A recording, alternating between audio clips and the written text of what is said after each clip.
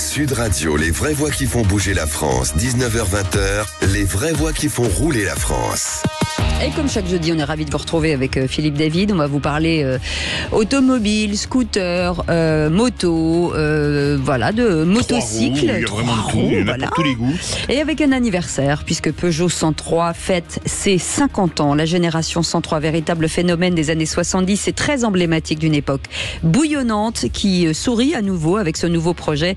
Il s'appelle le SPX, en phase avec notre société, avec notre invité Sébastien Mas qui est avec nous. Bonsoir, merci d'être avec nous. Bonsoir. Président de Peugeot Motocycle, on fera le point alors sur les nouveautés de la gamme, sur le contrôle technique des deux roues motorisées, sur les tendances du marché, sur le salon de Lyon et bien sûr sur ce projet SPX. Le litre de samplon et de gasoil plafonné à 1,50€ le litre, c'est la pétition que vient de lancer 40 millions d'automobilistes alors que celui-ci est beaucoup plus proche des 2€ aujourd'hui. On en parlera avec Philippe Nozière, président de 40 millions d'automobilistes. Et puis l'électrique à tout prix avec Sud Radio pour faire découvrir et tester au plus grand nombre la voiture électrique. La grande tournée des électriques Test Days a démarré le 7 avril dernier. C'était à Bordeaux. Yann Azran sera avec nous, organisateur de cet événement. Et le contrôle technique pour les deux roues, on le rappelle, entrera en vigueur le 15 avril. Parmi les éléments clés pour passer sans encombre les pneus, Coralie Maslow, directrice marketing d'Allo Pneus, nous expliquera tout à ce sujet. Et puis, on aura un auditeur qui a des choses à dire. Ce sera son coup de gueule. On vous souhaite la bienvenue. C'est les vraies voix qui font rouler la France. Les vraies voix Sud Radio. Et il y a du nouveau chez Peugeot Motocycle et nouveau, un petit peu quand même, Sébastien Mas qui est avec nous, président de Motocycle de Peugeot Motocycle. Bonsoir, merci d'être avec nous. Bonsoir. Vous êtes président de cette branche motocycle depuis un peu plus d'un an. Exactement. Quelle est la stratégie aujourd'hui globale de Peugeot Motocycle pour en tout cas les 3, 4, voire 5 années à venir? Alors, il faut savoir que Peugeot Motocycle a soufflé sa 125e bougie l'année dernière. Ah oui, on parlait des 50 ans de bougie, c'est bien du pour les moteurs thermiques en plus. Exactement.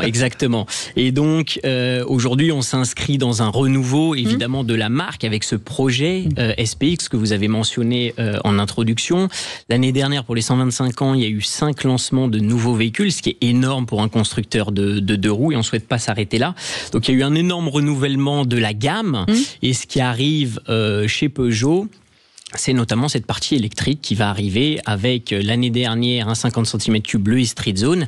Cette année, le Kisby, qui est le best-seller aujourd'hui en thermique en France avec les plus fortes parts de marché, et dans un avenir proche des véhicules tels que le concept SPX qui arrive sur un horizon de 2 à 3 ans. C'est pas pour autant que le thermique sera abandonné, qui reste un des vecteurs et un levier de croissance le plus important pour la marque. Alors Peugeot Motocycle est présent sur plusieurs segments, les scooters, les 3 roues, les cyclomoteurs et même les motos. Comment construit-on une gamme avec une offre aussi diverse ? Alors il faut savoir parce que les clients ne sont pas les mêmes théoriquement. Absolument, vous avez parfaitement raison, et j'irai même un cran plus loin que ça, c'est qu'aujourd'hui Peugeot Motocycle a la marque Peugeot, mais également des marques additionnel. On distribue par exemple BSA qui est un pur produit moto. Et anglais. Et très connu, c'est-à-dire que là c'est quand même, on est vraiment sur du Graal quand même. Également on va dire BSA dans ce cas-là. BSA, Classic Legend, une renaissance de cette marque-là qui arrive, qu'on a relancé évidemment, on est distributeur, il y a plus de 100 concessionnaires maintenant en Europe, et il y a une troisième marque qu'on a aussi chez Peugeot Motocycle qui est Dam Motors, qui est beaucoup plus confidentielle, qui est une start-up dans laquelle on a investi auprès de Simon Dabadis, son fondateur, et qui lancera sa production cette année, véhicule 100% électrique. Donc comment on gère plusieurs gammes ? Déjà on gère plusieurs marques, et dans un second temps on gère plusieurs types de clientèle. D'une clientèle qui roule en 50 cm3 qui n'a pas besoin du permis moto, jusqu'à une clientèle qui va rouler en métropolis, un 400 cm3, donc sur du périurbain, et jusqu'à une clientèle moto aujourd'hui qui demande une adaptation du réseau, une évolution constante de notre réseau et de notre type de clientèle, c'est certain. Et puis vous allez faire plaisir à énormément de boomers aujourd'hui, j'ai envie de dire, voilà, puisque on l'annonce qualifie souvent de ce sobriquet à notre âge. L'une des annonces fortes, c'est donc ce 50e anniversaire du 103 SP, voilà, qu'on a connu malheureusement, puisqu'on fait partie de cette génération. C'est un renouveau important, forcément, c'est cette marque qui a marqué toute une génération. C'est la génération aussi d'une société où presque tout est permis. Je pense que vous l'avez bien résumé, c'est que le 103 aujourd'hui, du moins à l'époque, c'était plus qu'un véhicule. Ouais. C'était une émancipation, c'était la culture jeunesse, c'était, quand on parle aux nostalgiques de 103, il y en a encore beaucoup, notamment en France, c'était véritablement l'émancipation. Comment je pars de chez mes parents, comment je vais voir mes amis, post-mai 68, comment je vais personnaliser mon véhicule. À ça, on a ajouté un véhicule qui était extrêmement fiable, donc évidemment la nostalgie est très présente, avec surtout un guidon en France. Exactement. Et c'est toute une génération, et j'étais ravi de réactiver ce projet en interne chez Peugeot Motocycle, notamment avec le directeur produit Laurent Lilti, qui lui-même avait été un aficionados de ce 103. Donc le projet SPX, il est reconçu aujourd'hui par les gens qui l'ont conduit à l'époque, et ça c'est extrêmement important. Parce combien de temps il a fallu entre le moment où là on Là on a présenté un projet, un concept bike qui n'est pas encore sorti, donc c'est à l'état de projet, mais assez avancé. On a le but de commencer la production de ce véhicule, de ce concept SPX dans un horizon de 18 mois. Il faut savoir qu'aujourd'hui, un temps de développement véhicule comme ça, c'est entre 24 et 36 mois. D'accord. Ouais. Concept bike, c'est le nouveau nom pour vélo moteur ou... Vélo moteur. Concept bike, moi, c'est la version... vélo moteur. C'est la version avant une vie série. En fait, si vous voulez, c'est pas forcément le design final. Car, Exactement. C'est pas forcément le design final qui verra le jour, mais on souhaitait tout de même le présenter un peu en amont, justement, pour ces 125 ans, pour redonner un peu d'attractivité aussi à cette marque qui en a perdu ces derniers temps. Et est-ce que ça veut dire que ça va, l'arrivée de ce SPX, donc de ce 103 de notre société d'aujourd'hui, va relancer finalement sur le second marché le 103 SP? Parce que j'ai regardé les prix, finalement aujourd'hui ils se vendent des 103 SP mais hyper cher. Absolument. Alors il y a toute une partie évidemment de ces anciens véhicules qui sont. Il y a une communauté qui est très forte, il faut le savoir. Il y a des véhicules qui sont encore en excellent état et en état de fonctionnement. Et même en allant plus loin, il y a aujourd'hui des gens qui convertissent leur 103 en électrique. Il y a une jeune société qui s'appelle Noil qui fait du rétrofit sur du 103. Aujourd'hui, Peugeot Motocycle distribue ses kits. Si vous allez en concession aujourd'hui Peugeot Motocycle, vous pouvez électrifier votre 103. Donc il y a vraiment une communauté qui est encore extrêmement forte à ce niveau-là. Il va être fabriqué en France. Bien sûr. C'est important, le Made in France, parce que aujourd'hui vous êtes une société qui s'appelle Peugeot, mais qui est en partie indienne et en partie allemande au niveau du capital. Dans le Doubs. Dans le Doubs, absolument. Alors au niveau du capital, vous avez raison. Dans le Doubs, dans le dur d'ailleurs, évidemment. Super drôle. Au niveau du capital, vous avez raison. Il faut le savoir, Peugeot Motocycle n'appartient pas au groupe Stellantis. C'est une PME ou même une ETI qui compte un peu moins de 300 salariés sur le site de Beaulieu-Mandeur dans le Doubs. On fabrique aujourd'hui 3 véhicules dans cette usine, et donc oui, on a pour vocation évidemment à perdurer sur ce savoir-faire. On a des employés qui sont extrêmement compétents et un savoir-faire qui est absolument unique. On usine aujourd'hui des moteurs. En France, c'est encore assez rare. Notre 400 cm3 qui sont montés sur le XP400 ou sur le Metropolis sont usinés à Beaulieu-Mandeur, et ça en fait une fierté pour toutes les équipes. Et juste avant de faire une petite pause, on imagine la possibilité de le réserver quand? Il pourrait sortir quand, ce SPX? Alors je souhaite en effet, nous souhaitons en interne potentiellement passer par des précommandes. On verra l'engouement qu'il y a au niveau de ce véhicule-là, mais je pense que... Vous avez un bon de commande là, qu'on le fasse avec Philippe David? je vous le laisse juste après, mais je pense, voilà, si je donne des grandes lignes directrices entre ce concept et quand est-ce que ça arrive, parlons du deuxième semestre de 2025. Parce que c'est que Cécile, elle préfère les vélos moteurs qui font bam bam, ça rappelle une chanson. Hein. Allez, en attendant, allons siffler sur la colline, on reviendra dans un instant. On est à des 70, hein. Oui, on revient avec Sébastien Mas, le nouveau président de Peugeot Motocycle. Allez, à tout de suite. Petite... Les vraies voix qui font rouler la France. Et si vous êtes un conducteur de 2 roues, voire 3 roues, et je ne parle pas de vélo avec des roues derrière, hein, mais bien sûr, c'est parce que conduit Philippe David. Oui. Bien sûr. J'ai les jambes qui traînent un peu par terre, mais on y arrive. C'est votre problème.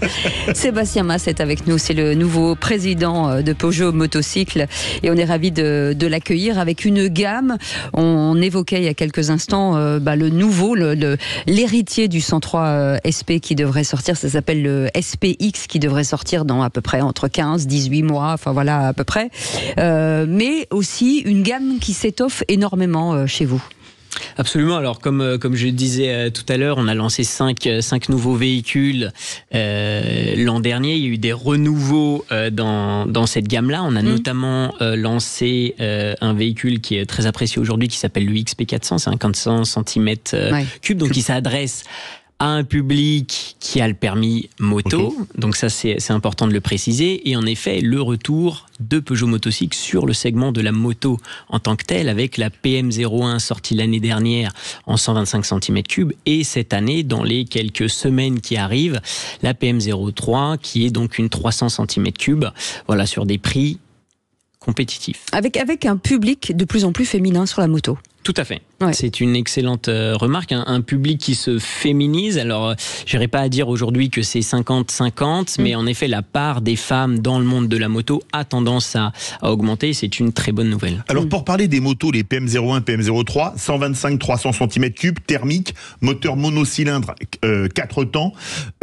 Est-ce que, quand on pense 125, on pense enduro, trial, mais vous le vendez comme une moto urbaine, c'est ça? Tout à fait. C'est des motos urbaines. Qu'est-ce qui différencie une moto urbaine des autres motos? Le style. Alors outre le style. Déjà, ça va principalement être à ce niveau-là. Après, c'est la position de conduite, évidemment, sur un véhicule qui est de type roadster.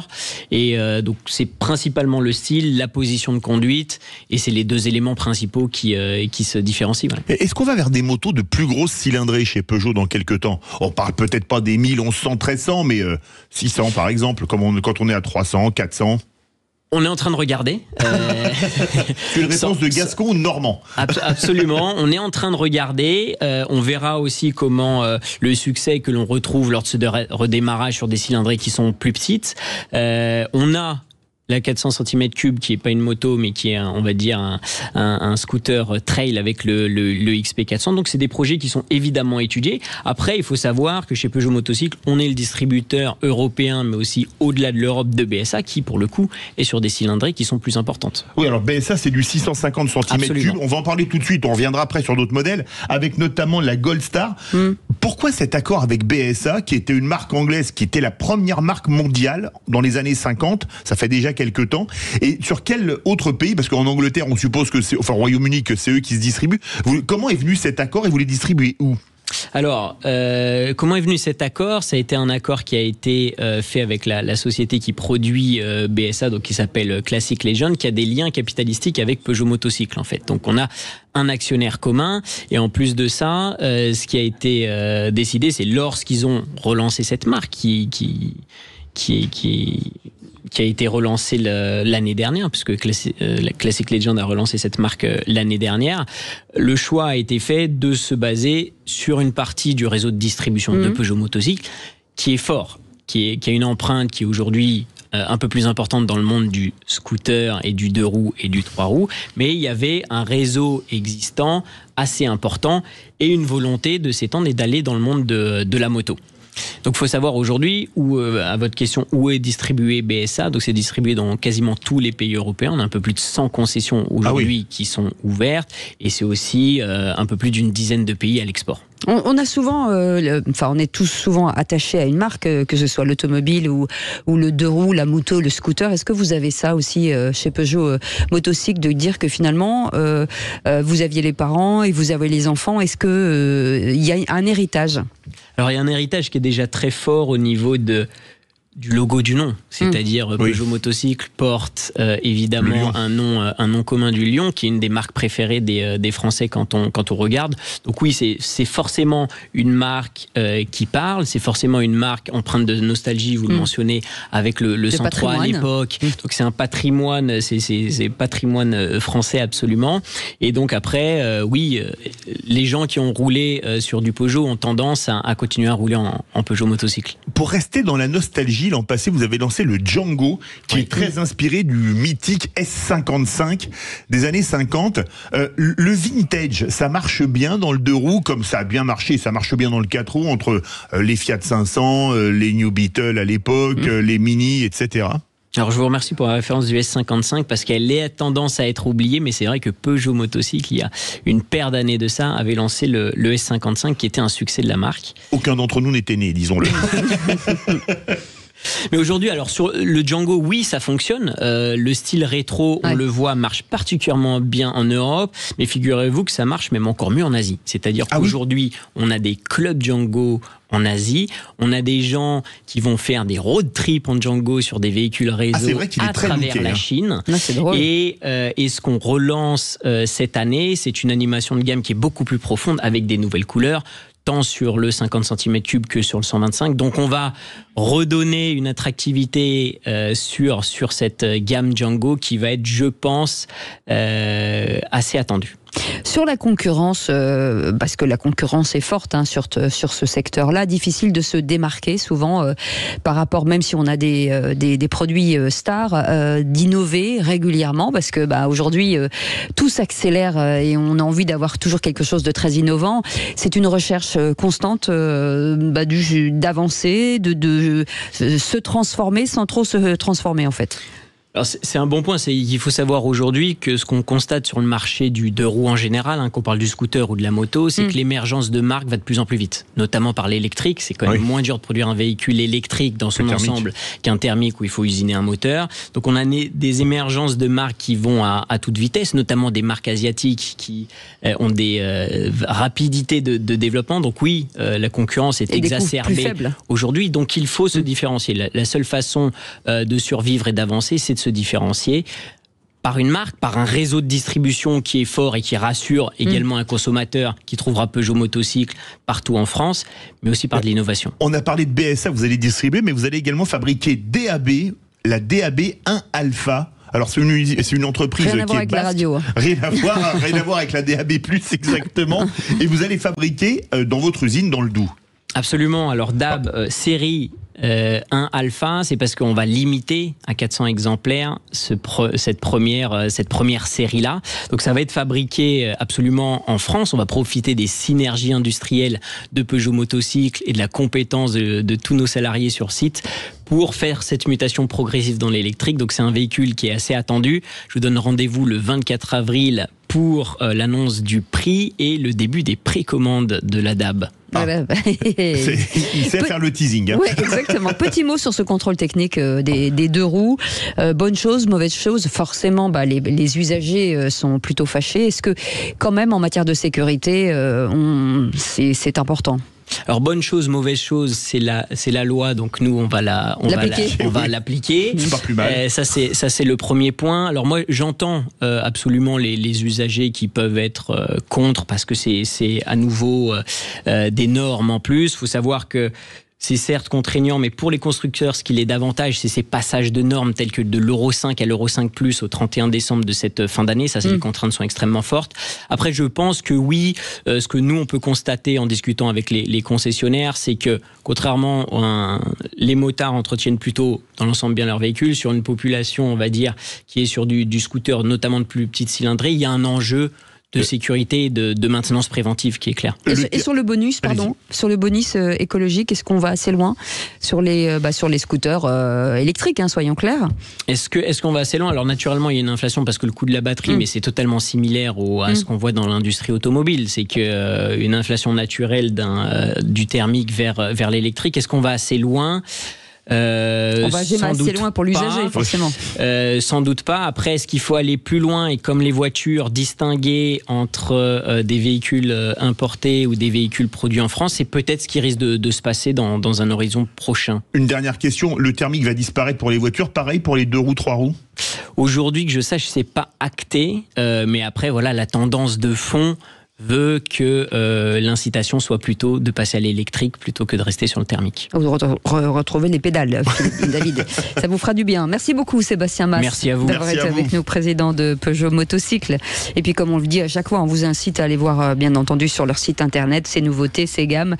Dans un instant, 40 millions d'automobilistes viennent lancer une pétition pour que le prix du litre de samplon soit plafonné à 1,50 €. On en parle avec son président dans un instant. À tout de suite.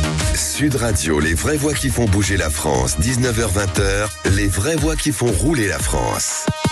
Les vraies voix qui font rouler la France avec Philippe David. Vous le savez, c'est tous les jeudis. On est ensemble jusqu'à 20h. C'est l'actualité de l'automobile, mais pas que. Des 2 roues, des 3 roues. Et puis, et c'est aussi l'actualité de l'info qui tombe avec... on va en parler avec Philippe Nozière, qui est président de 40 millions d'automobilistes. Philippe Nozière, monsieur le président, bonjour. Bonjour. Merci d'être avec nous.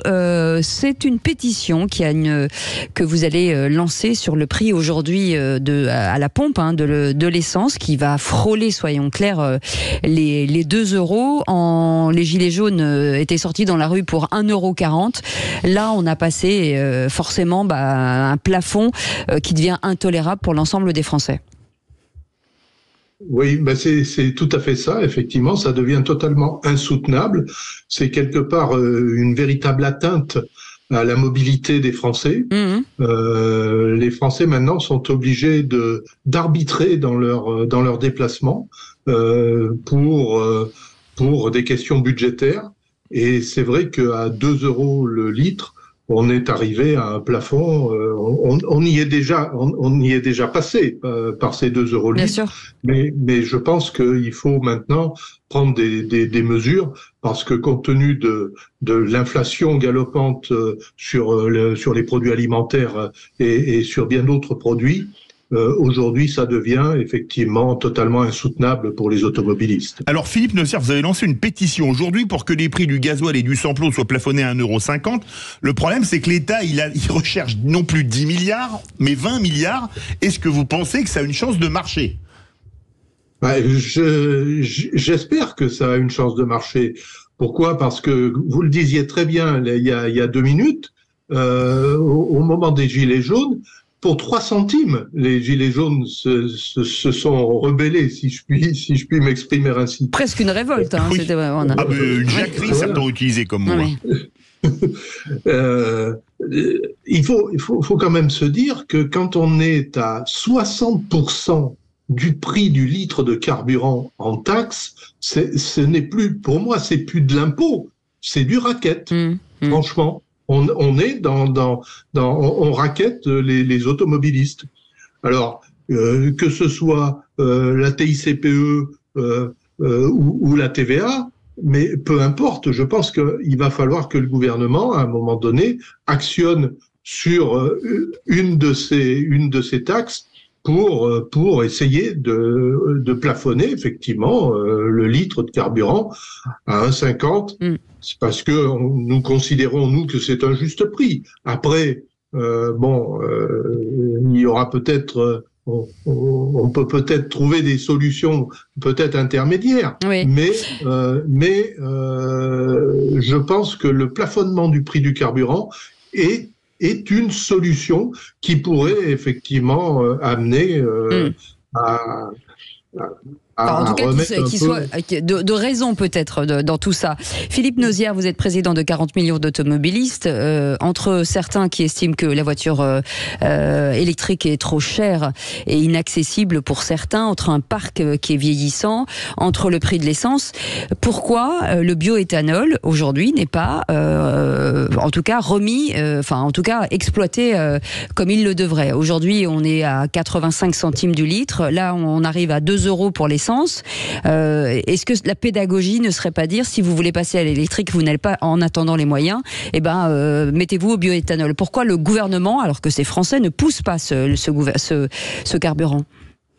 Posez-leur la question. Je comptais sur vous. Chacun se refile la patate chaude. Voilà, c'est fait, très bien. Est-ce que pour vous, ce serait logique dans l'absolu ? Ça fait partie des solutions. Ça fait partie effectivement des solutions, comme également le rétrofit sur un certain nombre de véhicules.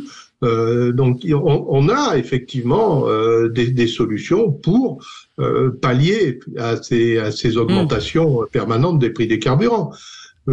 Mais on sait très bien que ça restera malgré tout quelque chose de peu usité, peu utilisé, et alors qu'aujourd'hui on a encore un parc de véhicules thermiques qui est extrêmement important.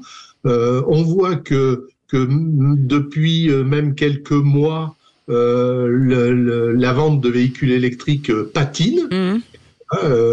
Pourquoi ? Parce que les aides ne sont plus là. Donc je pense qu'il faut trouver des solutions pour les véhicules, pour les automobilistes qui circulent avec des véhicules thermiques. Merci beaucoup, à vous. Philippe Nozière, d'avoir été avec nous. C'est sur le site de 40 millions d'automobilistes. Exactement, président de 40 millions d'automobilistes. Sur le site 40 millions d'automobilistes. Surtout, n'hésitez pas à signer cette pétition. Merci beaucoup d'avoir été avec nous. Merci beaucoup. Les vraies voix Sud Radio. Et puis vous le savez depuis quelques temps, Sud Radio est bien entendu partenaire de cet événement. Ça s'appelle l'Electric Test Day. Ça a démarré le 7 avril dernier. C'était à Bordeaux. Yann Azran qu'on a régulièrement. Non. Je veux dire que non, pas du tout. Elle est bien pire avec moi. On a reçu assez suffisamment. Enfin, non, je ne sais plus ce que je voulais dire. Bon, c'est pas grave. Assez souvent. Voilà, je cherchais le mot. Organisateur de ces Electric Test Day, c'est la fatigue. On arrive en fin de semaine, voilà. Donc c'est une tournée qui a démarré le 7 avril. C'était à Bordeaux. Le but, rappelons de ces Test Day, c'est de trouver un lien entre l'électrique et ceux qui ne connaîtraient pas l'électrique et qui ont peut-être peur. Qui ont des questions et qui ont envie aussi de se faire une idée. Et je pense que la meilleure manière de se faire une idée, finalement, quelles que soient les choses de manière générale, c'est l'expérience. Et donc là, en l'occurrence, c'est de pouvoir rentrer dans la voiture, tester, voir si ça nous plaît ou pas, avant même de se poser toutes les questions économiques, écologiques, etc. Parce que là-dessus, bien entendu qu'il y a des arguments et des contre-arguments. On en entend beaucoup parler, donc tester. Et comment vous faites tester ? C'est-à-dire qu'ils font vraiment un tour avec la voiture ? Ouais, en fait. Sur quel type de voiture ? Tout. Alors là, à Bordeaux, c'est un peu un salon de l'automobile électrique. Oui. Miniature. C'est même pas miniature, c'est plus, disons, un nouveau type de salon qui est adapté à la société dans laquelle on vit. C'est-à-dire qu'on était, il y a encore 10-20 ans, dans une société où tout le monde devait rentrer dans Paris, monter à Paris pour découvrir les nouvelles tendances. Que ce soit en mode, que ce soit en automobile ou autre. Aujourd'hui, c'est plus le cas. Aujourd'hui, sur mon smartphone, je vois tout, je peux comparer les véhicules, etc. Et donc, quand j'arrive presque en concession automobile, à la limite, si j'en sais pas plus sur le modèle qui m'intéresse que le concessionnaire lui-même, parfois tellement les gars sont rentrés dans du détail. Là, nous, ce qu'on dit, c'est allons à la rencontre des gens. On voit bien que les gros salons traditionnels ont eu un petit peu de mal ces derniers temps parce que ce modèle de se dire je vais rentrer, il va y avoir de la moquette, des hôtesses, des ceci, je vais voir une voiture à 50 mètres de moi, ça change. Aujourd'hui, on veut de l'expérience. Donc nous, en fait, c'est pas une question de miniature ou grand, c'est juste de pouvoir aller à la rencontre des Français là où ils sont. Donc on va à Bordeaux, on a été à Bordeaux, on a pris le stade Matmut Atlantique, c'est pas miniature, on avait 20 voitures en expo, une par marque, et c'est nous qui avons dit c'est une par marque, donc on avait 20 marques représentées, c'est absolument énorme, on n'a jamais fait aussi bien, et on avait juste derrière en fait un petit couloir qui sort du stade et qui amène sur le parking, sur lequel il y avait 32 voitures de ces 20 marques prêtes à laisser, et les gens avaient réservé en amont sur la plateforme en ligne des essais, donc des créneaux de test, et ça on va le refaire en juin à Nantes, à Rouen, à Paris, et puis en septembre encore. En tout, on va couvrir 7 villes. Angers et peut-être Toulouse aussi. Tout à fait. La plus belle ville du monde. Oui. Non, je suis pas du tout chauvin. Et est-ce que ça déclenche des achats après? Les gens disent, moi j'ai craqué pour l'électrique, je vais prendre celle-là. Alors très honnêtement, nous c'est pas le but, mais il se trouve que oui. Alors c'est pas le but dans le sens où moi je suis ni là pour vendre des voitures, ni là pour faire un genre de lobbying en disant la voiture électrique c'est génial. C'est pas ça qui m'intéresse à la limite. C'est juste que c'est devenu une chose de consommation de société actuellement. Oui. On en parle énormément et on vient de le voir encore juste avant avec votre invité précédent. Et donc le but c'est de dire, on en parle tellement que les gens savent même pas de quoi ils parlent. On les laisse tester, puis on en parle avec eux. C'est aussi bête que ça. Et oui, sur l'édition, je me rappelle, parisienne, parce que quand on fait le tour, nous, quand on est en plein dans l'événement, c'est vrai qu'on a la tête un peu dans le guidon ou dans le volant. Mais dans le guidon, c'était avant. En échangeant avec plusieurs concessionnaires, je sais qu'il y en a plusieurs qui ont fait des offres sur place, puisqu'en fait, il s'agit de tests quand même assez courts. C'est des tests de 20 minutes, donc ça permet rarement de passer à l'achat. Mais quand il s'agit d'un acheteur potentiel qui était déjà plutôt décidé et qui voulaient se faire un dernier coup de main, puisque les gens viennent en famille, donc ils viennent avec les enfants, etc. On a des animations pour les gosses. Là, à Bordeaux, sur 700 personnes sur la journée, on a fait 650 essais, parce que sur les 700 personnes, bien sûr, il n'y avait pas 700 testeurs, il y avait 250-300 testeurs. On a fait 650 essais, et il y avait une cinquantaine d'enfants. Non, pas de bobo. Oulala, on parle pas de ça. On croise les doigts, tu vois. Il y avait une cinquantaine d'enfants avec des animations pour les gosses, des petites activités, etc. Il y a des enfants qui sont restés pendant 2 heures à faire les petites activités, mais c'était trop sympa parce qu'en fait, c'est-à-dire que les parents peuvent tester de manière assez facile. Détaché. Oui, et en fait, au-delà de électrique, vous savez quoi, ce modèle d'événement n'existait même pas dans le thermique, de dire je peux tester du multimarque en 2-3 heures de temps et me faire une idée large. Et là, c'est vraiment l'idée de faire une fête, un festival, c'est sympa, on met de la musique, food truck, et voilà quoi. C'est-à-dire, on vit une bonne expérience sur la journée. Qu'est-ce qui ressort une fois qu'ils sont sortis, la première impression qui pour eux peut-être est commune à beaucoup d'entre eux? C'est un côté assez inattendu sur l'expérience de conduite, parce qu'il y a beaucoup de gens qui étaient à peu près sûrs que c'était pas pour eux. Ah oui. Et ouais, en fait, quand ils sortent, mais que ce soit du test ou de la journée de manière générale, on voit que les gens ont la banane parce qu'en fait, ils ont passé un bon moment, c'était fun. Qu'ils achètent pas, qu'ils se projettent dans 6 mois, dans un an ou pas. En fait, il y a un côté, j'ai passé une bonne journée dans un endroit un peu atypique. Là, Bordeaux, c'était un stade, on fait des châteaux, des trucs. Sur la voiture, sur la voiture en elle-même, c'est que ils rentrent déjà, ils voient tout plein de technologies assez dingues, parce que les voitures électriques de manière générale, vu que c'est des tout nouveaux modèles, c'est quand même des bijoux de technologie. Et effectivement, ce qu'on appelle le couple, mais vous connaissez ça beaucoup mieux que moi, je pense, Cécile.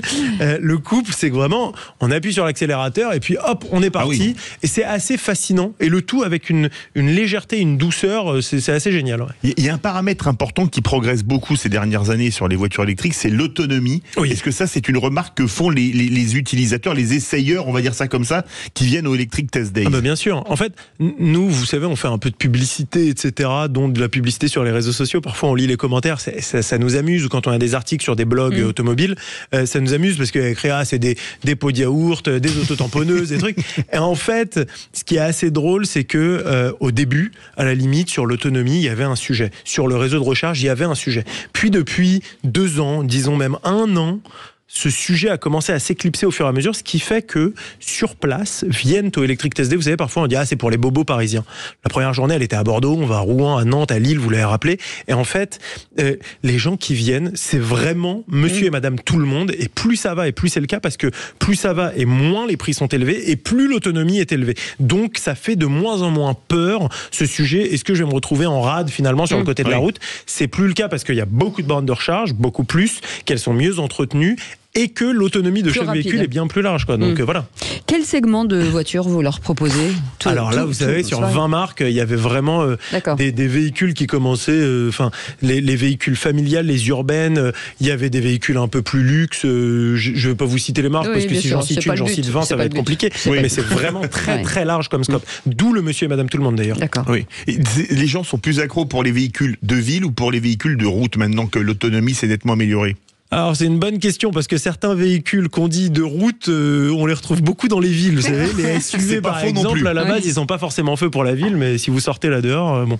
Donc je sais pas trop comment répondre à cette question. En tout cas, c'est vrai que on voit qu'il y a une certaine cohérence dans les essais demandés. Vous savez, puisque nous on voit, en fait, on rappelle les testeurs pour bien faire un point avec eux, s'assurer qu'ils ont bien compris l'événement, pourquoi, comment, à quelle heure ils viennent pour leur test, etc. En fait, on voit que quand ils demandent 3-4 essais, souvent, celui qui a demandé une familiale, il va demander 3-4 familiales, et ou peut-être une voiture, entre guillemets, plaisir. Mais il y a une certaine cohérence, les urbaines avec les urbaines, etc. etc. Merci beaucoup Yann Azran d'avoir été avec nous, organisateur de ces Electric Test Days. On vous rappelle que c'est le 9 juin à Nantes, le 23 juin à Rouen, le 30 juin à Paris, le 8 septembre à Lille, le 22 septembre à Angers, et il y aura une date aussi à Toulouse. Mais c'est en cours. Tout à fait. C'est working progress, comme on dit. Merci beaucoup à vous deux. Merci à vous. Allez, vous restez avec nous dans un instant. On va vous revenir sur le contrôle technique obligatoire pour les 2 roues. À partir de lundi, il va falloir surveiller vos pneus, mesdames et messieurs. Coralie Maslow, directrice marketing d'Allo Pneus, sera avec nous dans quelques instants. Sud Radio. Parlons vrai. Parlons vrai. Sud Radio. Parlons vrai. Sud Radio, parlons vrai. Parlons vrai. Cette semaine, écoutez Sud Radio tous les jours entre 17h et 19h pour tenter de remporter votre bon pour un séjour d'une valeur de 1 200 € pour vos prochaines vacances dans les clubs et hôtels Bellambra, en famille ou entre amis. Choisissez parmi 45 clubs et hôtels situés dans les plus beaux endroits de France. Profitez d'équipes dévouées, des clubs pour les enfants de 4 mois à 17 ans, des repas où vous n'aurez qu'à vous mettre les pieds sous la table et des animations pour tous. Bonnes vacances avec Sud Radio. Parlons vrai. Sur le site Rénoval, je me suis trouvé une véritable passion pour les carports. Allez-y, vous pouvez me poser n'importe quelle question, je suis incollable. Citez-moi 3 utilisations. Garage, espace de rangement, atelier. Bien, monsieur Géniaud. Incollable, je vous dis. Et il y a des carports ouverts ou fermés. Bravo. Et on peut y ajouter un box qui vous permet d'abriter. Mon carport, ma pergola, c'est Rénoval. Point final. Sud Radio Hoche. 102. Sud Radio. Toyota Occasion. En ce moment, Toyota Occasion passe sa garantie de 3 à 6 ans. En ce moment, Toyota Occasion passe sa garantie de 3 à 6 ans. Arrête. Chute. En avril, pendant les occasions ou jamais, Toyota Occasion double sa garantie. 6 ans au lieu de 3 sur tous les véhicules Toyota, y compris les modèles hybrides. Toyota Occasion. Offre réservée aux particuliers du 11 au 30 avril sur les commandes de véhicules éligibles de moins de 5 ans et dans la limite de 185 000 km. Détail auprès du réseau Toyota participant. Oh la fatigue. Pensez à covoiturer.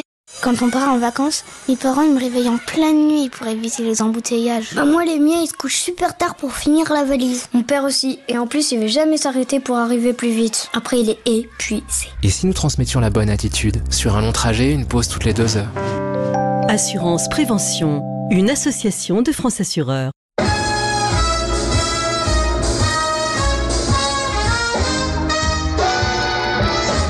C'est si bon. Charolaise. Partenaise. À l'orléanaise. À la bolognaise. À la lyonnaise. À la mayonnaise. À la nivernaise. À la landaise. À la bordelaise. À la rochelaise. À la marseillaise. À la basquaise. À la piémontaise. À la castraise. Façon Thérèse. À la française.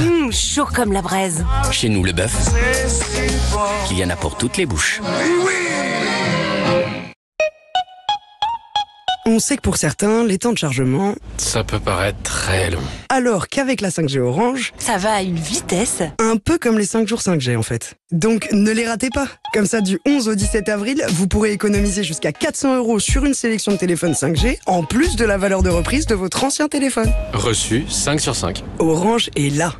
5G uniquement aux zones déployées avec offre compatible. Couverture détaillée sur réseau.orange.fr, conditions en boutique Orange et sur orange.fr. J'y suis pas du tout aujourd'hui, là. J'arrive pas. Ces histoires de retraite, ça me prend la tête. Ah, c'est ça. Moi, je suis avec Monceau Assurance. C'est top. Tu épargnes ce que tu veux, quand tu veux, et t'en profites à ta retraite. T'as le contrôle du match, un peu comme moi, là. Pas mal. Allez, go! Prenez le contrôle de votre retraite et venez partager l'expérience Monceau Assurance. Plus d'infos sur monceauassurance.com. Avec Weldom, bricoler, jardiner, décorer, ça, c'est fait. Célébrer les 25 ans de Weldom, ça, c'est fait. Faire le plein d'idées pour la maison, ça, c'est fait. Faire un max d'économies, ça, c'est fait. Ah, et si je retournais en profiter, moi? Célébrons ensemble les 25 ans de Weldom. Jusqu'au 28 avril, il y a plus de 200 produits remisés dans tous les rayons. Bricolage, jardinage et décoration. Ça, c'est de l'anniversaire. Weldom, réélu meilleure chaîne de magasins de l'année dans la catégorie bricolage. Sud Radio, les vraies voix qui font bouger la France. 19h-20h, les vraies voix qui font rouler la France. Retour des vraies voix qui font rouler la France. C'est à partir de lundi, le contrôle technique va être obligatoire pour les 2 roues. Et un point essentiel, les pneus. Nous sommes en compagnie de Coralie Maslow, directrice marketing d'Allo Pneus. Bonsoir. Bonsoir, merci d'être avec nous. Alors tout d'abord, y a-t-il des différences importantes entre les pneus 4 roues et les pneus 2 roues ? Non, pas du tout. En fait, il n'y a pas de différence, mais je voudrais surtout revenir sur la sécurité. Le pneu, c'est un organe de sécurité qui est essentiel. C'est le seul point de contact et d'équilibre avec la route. Donc après, il n'y a pas de différence. Chaque pneu est adapté en fait à la typologie de moto et à la façon dont on va conduire la moto. C'est un produit, je ne vais pas rentrer dans le détail, mais c'est un produit qui est hyper technique. Vous le savez, hein, ça transmet la puissance, qu'on soit en 2 roues, en 3 roues motorisées. Ça permet d'avoir une bonne adhérence, de maîtriser sa trajectoire, de prendre les virages, d'amortir les chocs, les irrégularités de la route. Donc voilà, tout ça c'est extrêmement important, et surtout bien sûr les distances de freinage. Voilà, donc le pneu il doit être en parfait état, qu'on soit sur un 2 roues ou un 4 roues. Voilà, il n'y a pas de et la sécurité, voilà, on ne lésine pas sur la sécurité, et c'est pour ça aussi que le contrôle technique est effectif dans quelques jours. Lors du contrôle technique, quels vont être les points essentiels à vérifier sur les pneus? Parce qu'il n'y a pas que l'usure, il peut y avoir d'autres problèmes pour le contrôle technique. Alors, tout à fait. Le premier point, il y a bien sûr l'usure du pneu. La limite d'usure d'un pneu moto, c'est 1 mm. Voilà, c'est un peu différent par rapport à l'automobile. Et surtout, il faut regarder un pneu voiture, tout à fait. Il faut regarder l'état de son pneu. Est-ce qu'il est craquelé? Est-ce qu'il a des boursouflures, des entailles, etc. Parce que, comme je l'ai dit tout à l'heure, un pneu, ça prend beaucoup de chocs avec les irrégularités de la route. Et surtout, ce qui est essentiel, c'est de regarder qu'il est bien gonflé à la bonne pression. Ça, c'est essentiel parce que ça compromet aussi la sécurité. L'usure, l'état du pneu et le gonflage, la pression du pneu. Voilà. Et là-dessus, c'est important de le vérifier. Et puis, il y a un autre point aussi. Alors, je vais donner un exemple parce que je pense que c'est important. Ça va être très concret pour les motards qui nous écoutent, que ce soit des motards aguerris ou des jeunes motards qui viennent d'avoir leur permis, ou ceux qui conduisent de manière occasionnelle. On a fait des tests de freinage et de maniabilité il y a récemment avec Philippe Monneret, que je présente plus, qui est un champion du monde de GP, qui a énormément d'écoles de conduite. Voilà, une famille de champions, etc. Et qui a énormément d'écoles de conduite dans toute la France, hein. Et notamment, on a été faire des tests à Meudon, proche de Paris, et on a remarqué des résultats assez édifiants. Alors, on a fait ça sur plusieurs motos, plusieurs cylindrées, 125, 900, 1100, avec différents pneus premium. Et on s'est rendu compte, en fait, les résultats sont assez fous, c'est que un pneu usé de 20% perd 50% de son efficacité. Ah oui, quand même. Et à 50 km/h, voilà, donc c'est pour vous dire à quel point c'est extrêmement important de vérifier son pneu, l'état d'usure de son pneu, qu'il soit craquelé, usé, etc. Donc 20%, 50% d'efficacité. Et surtout, dans les tests qu'on a fait, à 50 km/h, lorsque vous avez un pneu usé, sur sol mouillé, la distance de freinage, elle augmente d'1 mètre à 1,50 m. Donc vous imaginez quand votre pneu est usé sur sol mouillé, ça veut dire que vous prenez 1 mètre à 1,50 m de plus pour vous arrêter. Vous avez un piéton, un cycliste ou un véhicule. Voilà. Donc le pneu, c'est vraiment un organe de sécurité qui est essentiel et qui va être notamment, bien évidemment, contrôlé. Donc il faut qu'il ne soit pas usé, qu'il soit en bon état, bien gonflé, pour passer le contrôle technique. En tout cas, voilà, c'était important de faire de la pédagogie sur les pneus, et c'était remarquablement bien fait. Merci beaucoup Coralie Masselot d'avoir été avec nous, directrice marketing. Je vous en prie. d'Allo Pneus. Merci beaucoup à notre équipe. Forcément, merci à Aude, merci à Benoît, merci à Aurore, merci Ève, Félix, à Elvine aussi, qui vient d'arriver. Et on se retrouve demain à 17h, bien entendu, pour les vrais voix. Vous souhaite une très belle soirée en attendant.